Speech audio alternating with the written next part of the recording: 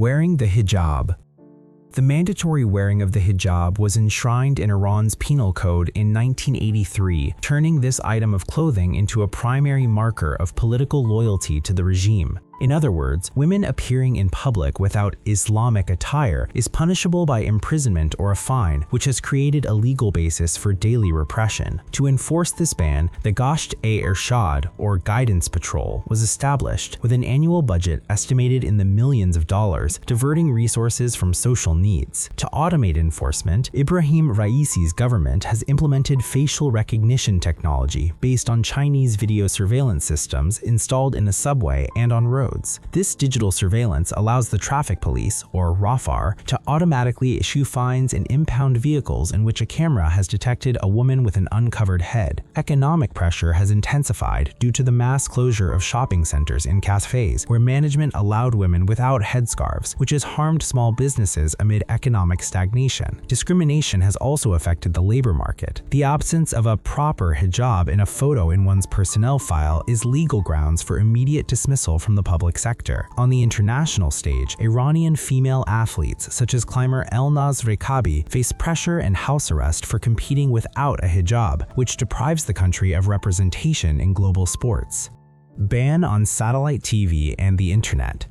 Iranian law has formally banned the possession of satellite dishes since 1994 in an effort to shield the population from Western cultural influence. Despite this ban, according to the Ministry of Culture, over 70% of residents in major cities use satellite TV, making this law the most widely ignored in the country. Regular police raids on the roofs of residential buildings to destroy satellite dishes only increase the demand for the services of underground installers, creating a black market worth hundreds of billions of riyals.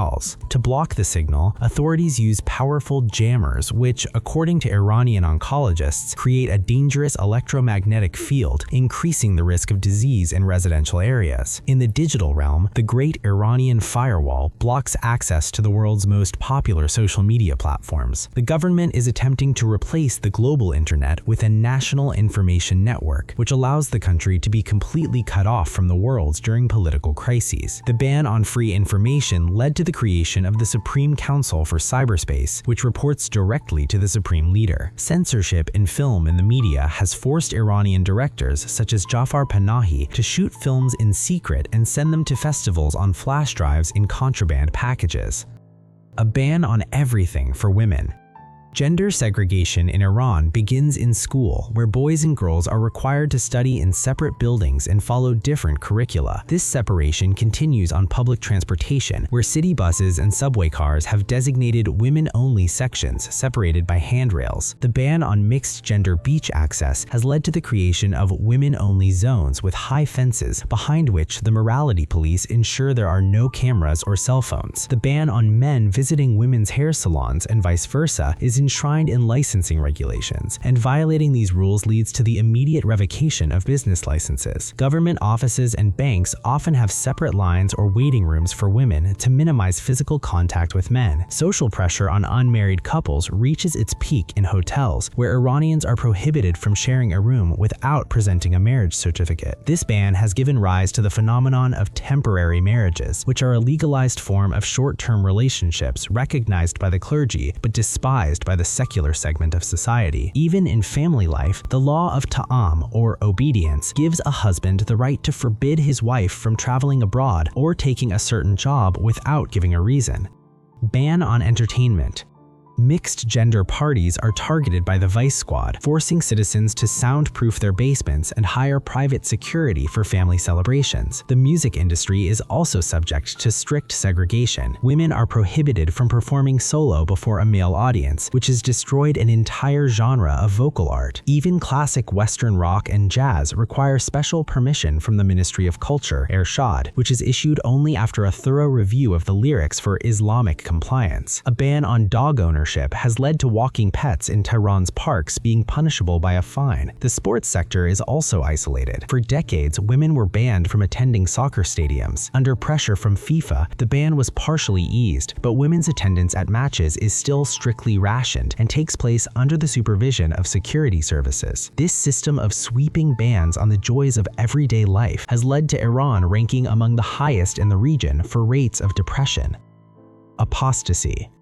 The Islamic Republic is based on the principle of wilayat-e-faqih, under which apostasy is officially considered the gravest crime against the foundations of the state. Iran's penal code, based on Sharia law, severely punishes those who choose to convert from Islam to any other religion. This ban makes it impossible for communities of Muslims who have converted to Christianity to exist legally, forcing them to gather in house churches under the constant threat of raids. The Baha'i community faces particularly harsh persecution. Their faith is not recognized by the Constitution, depriving more than 300,000 people of basic civil rights. Young Baha'is are officially barred from enrolling in state universities, which amounts to the intellectual suppression of an entire social group. The judicial system does not recognize atheism, requiring every citizen to swear an oath on the Quran when resolving any legal matters. Such restrictions have led to Iran ranking among the top countries in the world for the number of asylum applications filed on the grounds of religious persecution. Even recognized minorities such as Armenians and Assyrians are prohibited from preaching in the Persian language to prevent Muslims from understanding the meaning of their rituals. Financial isolation.